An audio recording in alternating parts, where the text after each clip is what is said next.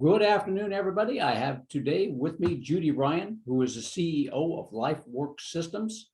She is a culture transformation specialist, consultant and trainer, author, columnist. Judy, tell us please all about what got you into this type of business and how you help businesses grow. First of all, thank you so much, Greg, for inviting me on your show. I'm really grateful for this opportunity. And how I got started was back in the 80s. I learned about a particular human systems model. It's a psychology model. And I could see the ramifications for using it within a lot of different settings. But I also knew its time was kind of out ahead.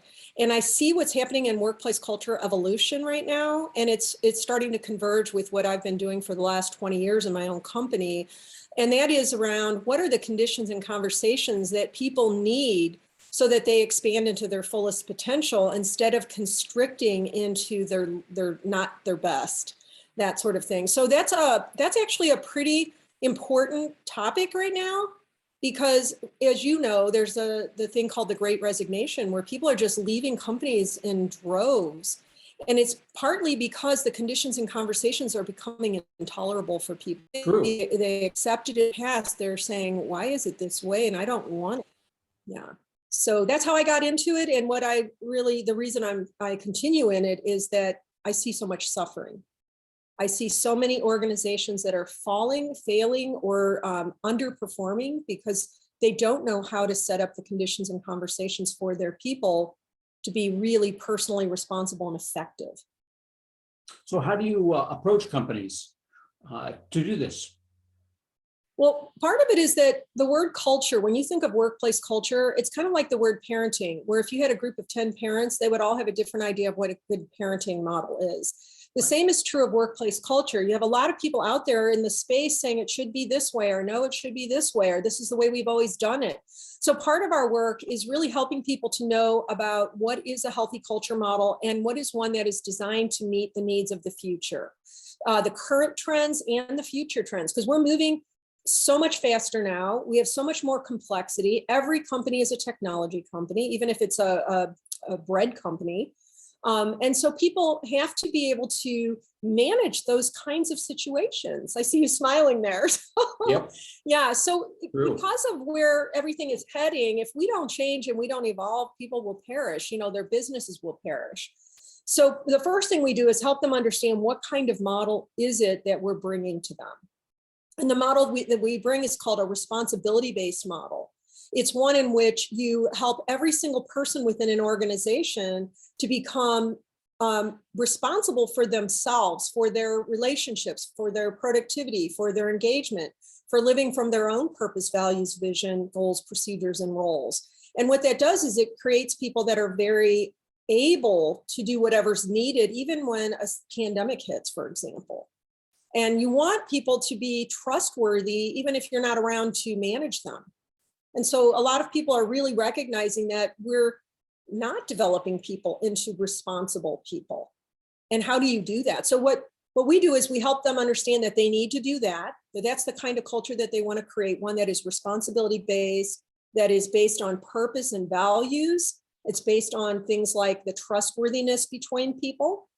And for some business leaders in the past, especially, and today still, they don't want to give a darn about whether there's trustworthiness or whether people are feeling good about themselves or whether they're functioning super well. They just want them to be compliant and get the job done. So those are the companies that are really going to keep struggling. But I also know that there's a whole lot of people that are becoming aware of what is possible. And then the question becomes, how do we do it? How do we implement something new? And that's where I feel like we're particularly strong, because we have a lot of experience with the implementation of it and how to create that so that it's consistent and scalable. Interesting. I've seen some books on the fact that not only should you have a mission statement, but you also should have values as a company. Do you find when you go in that companies already have a list of values, or do they need to come up with them, and do you help with that? Well, it's funny because even the word mission or purpose is not understood the same in all companies. A lot of times a mission statement in a company would be what we call a vision statement, not a mission. So for example, our mission is to create a world where people love their lives. That means any of us can go out and do that, whether we're at work or we're in our home life or wherever we are. Even when I've retired someday, that's still something I can cause in the world. But a vision is a very specific thing, and it comes after the purpose and the values. So even values, like one of the things we do in our training is we help people with purpose and values and visions, and then come goals, procedures, and roles. But we give a list of all kinds of values. And we say, now, who are we describing? And these values sound very lofty, but they could equally apply to Hitler as they could to some, phenomenal leader. So we show people that if you have values, but you don't have them pointed at a particular cause that you're committed to create, which is the mission, the values aren't necessarily in service to that mission, and they can go all kinds of different directions. So purpose and mission, those are simultaneous to us, is absolutely first. And to many people, that sounds so abstract. And what's the big deal? And let's just put it on a plaque and forget it. But we talk about it in every single event because it's the star upon which to keep your eyes upon. If you don't, what happens when people get discouraged is they start looking at complaining and blaming and all kinds of other things and lose sight of that bigger purpose that they are holding. And so, yes, the long answer was that. My short answer is yes, we help people with that as the priority first step, is to not only understand what your purpose and values and visions are, and then set up your goals, procedures, and roles to line up with those. But how do you represent those so that they're fresh and new every day? And it's not like just, how when you stand and you do the Pledge of Allegiance 10 times, right, you don't think of it anymore. It's like just rote. So we want people to make it fresh and new so that it's alive. Excellent. Now, when you're helping companies, do you help them find people that will live up to their values, as well as working with the people that they already have within their systems? I would say it's both. First, it's to really educate and develop the people that are in their organization, because most people have not been given the tools or the concepts even to become personally responsible. They haven't been taught it. And a lot of companies kind of take this mentality like, why do I have to educate them on that? Why didn't they learn that growing up? Well, they didn't, because it wasn't being taught in schools and homes.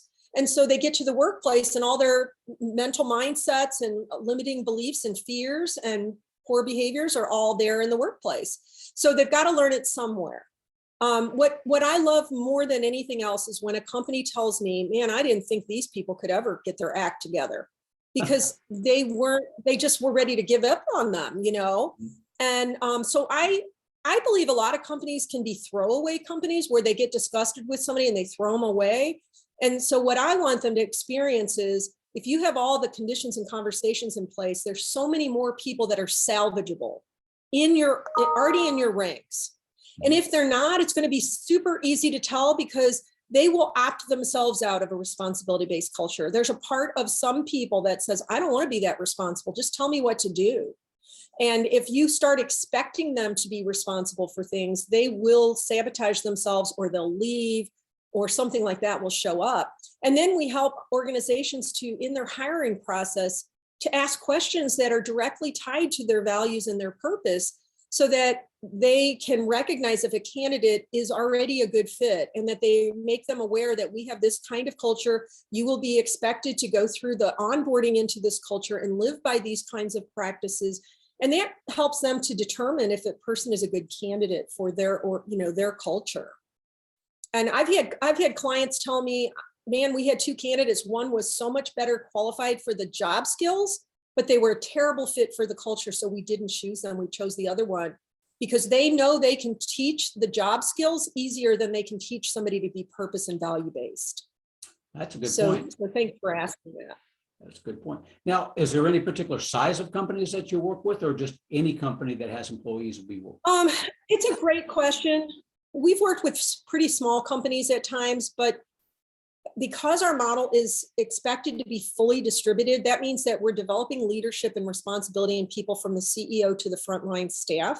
Mm-hmm. It can't be so small that they can't afford it, because it's kind of like, if it's about the cost of a good computer. to put a person through a year-long culture transformation process. And it requires a fair amount of time on the part of every person that's involved. So if a company is too small, they just can't afford the time or the money. But if a company is any size of 20 or more people, they better start putting human systems in place, because as they grow, they're going to have more and more disintegration if they don't have a good foundation for the culture practices to begin with. So the good news is we can serve a company that's huge, because our systems are all built on a digital platform.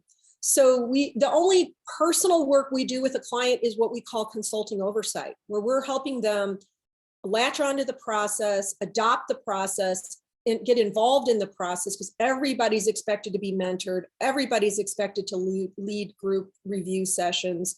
It's very egalitarian that way. So a CEO might be in the same group as the janitor, and they take turns leading things. So everybody shares power in a new way and breaks down some of the barriers that are in traditional organizations.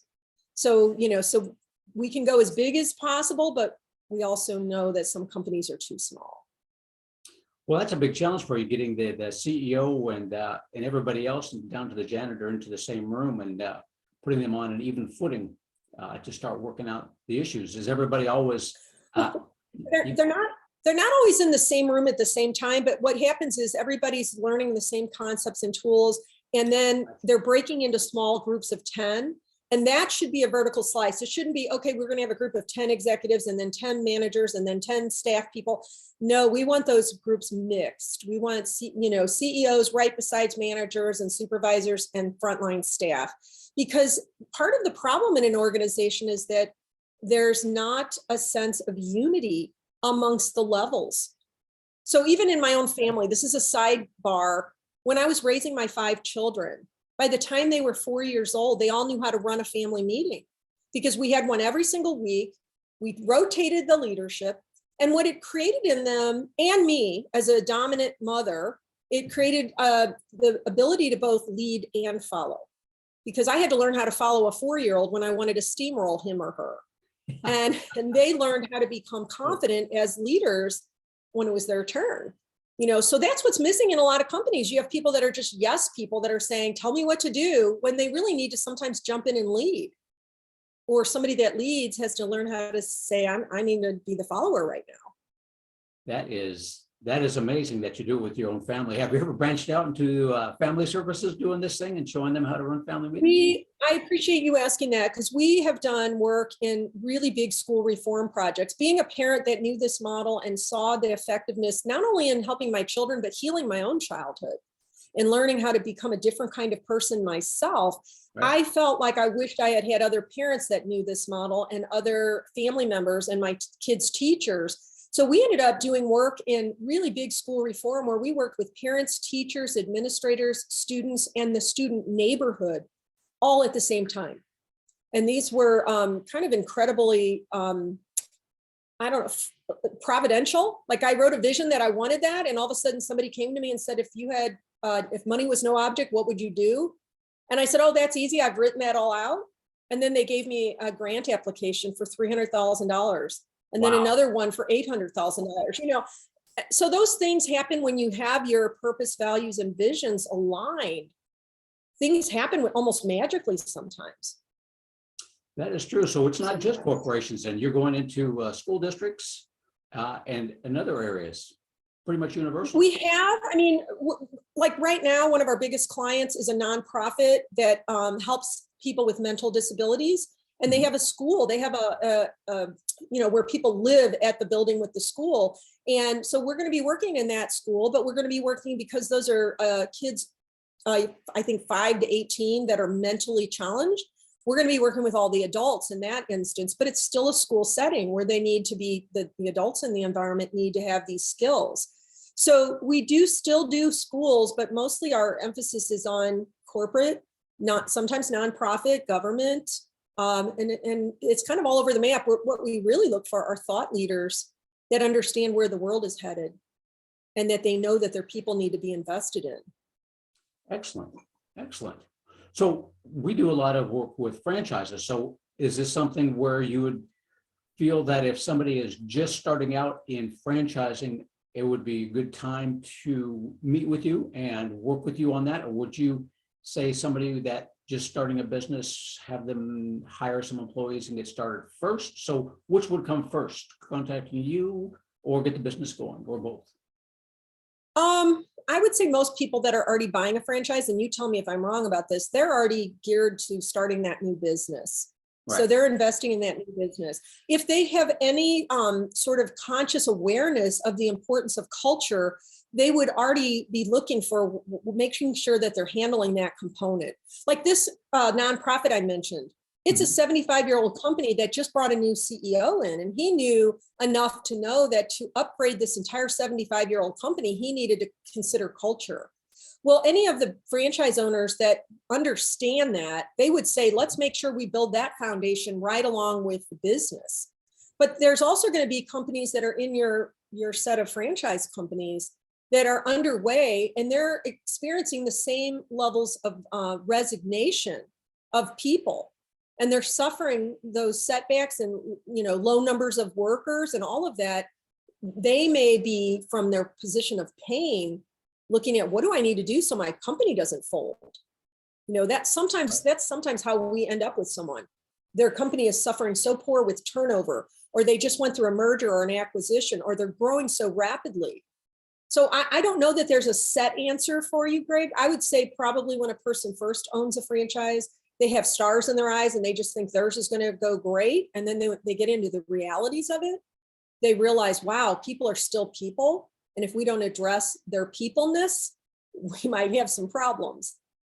That's a good point. I can envision that if somebody is starting out in a franchise and they're going to have quite a few employees, that you would then be looking at wanting to have your values set out ahead of time, so that when you go to find those employees, you know how to, as you pointed out before, how to distinguish the difference between getting somebody with the same values as you versus just somebody that is a good fit for that position.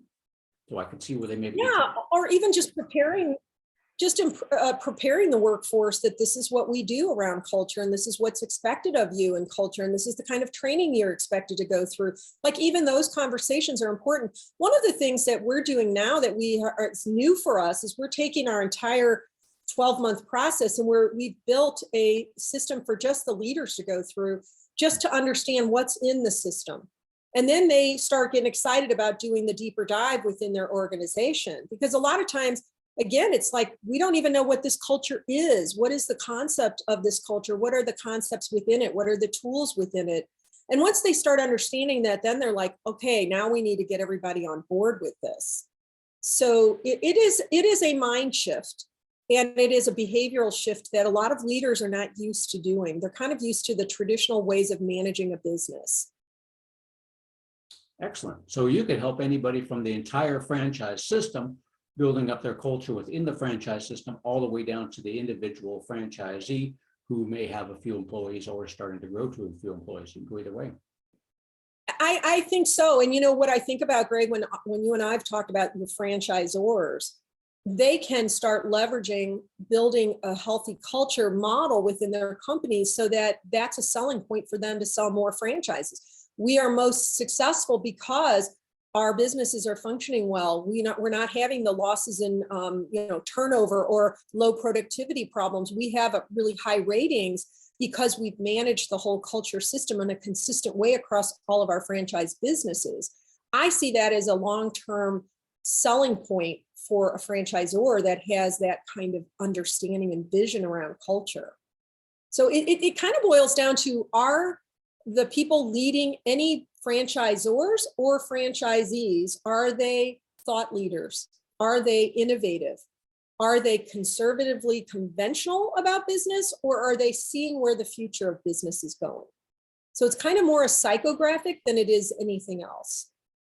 That's fascinating, because I could see that would help not only them, but help me find, if they've got all they go through you and they've got all their values in place. So I could help them find specific franchisees that have the same values that they've already set up after working with you and going through that.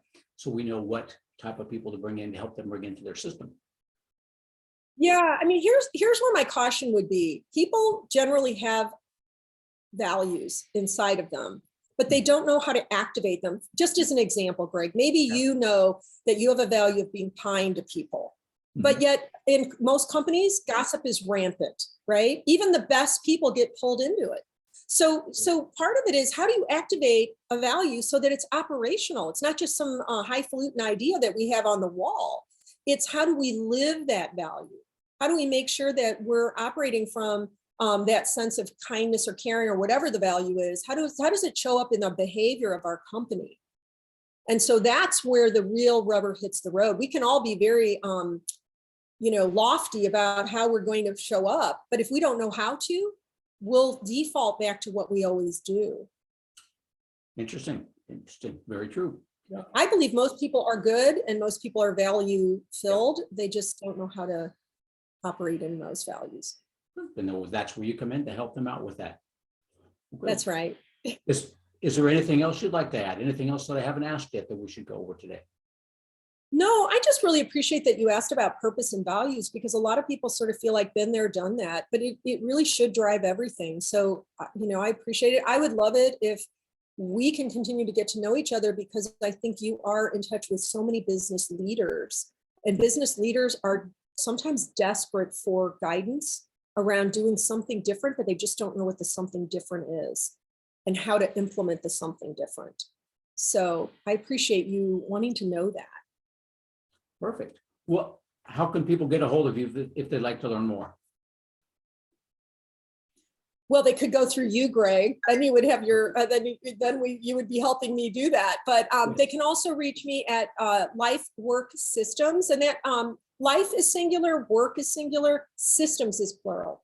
So a lot of times people want to say life works. It's lifeworksystems.com. I'm on LinkedIn, I'm on Facebook, I'm on, we just have lots of ways that you can find all of my contact information. I would be happy to talk with anyone that's listening to this that feels like, wow, that's an area where I need to understand what they're doing. I'd be happy to talk with them. Perfect, Judy. I definitely appreciate your time. That's some fascinating things that you're doing there. And I think you're right that every company needs that balance there with them. Contact Judy at lifeworksystems.com, or just give me a call and I will connect you with Judy. And my number is 361-772-6401. And I'm sure there'll be plenty of other areas you can find me at, and I will connect you with Judy and get things started. Judy, thanks again for your time today. I appreciate it, and have a great day. Thank you so much, Greg. I really appreciate it.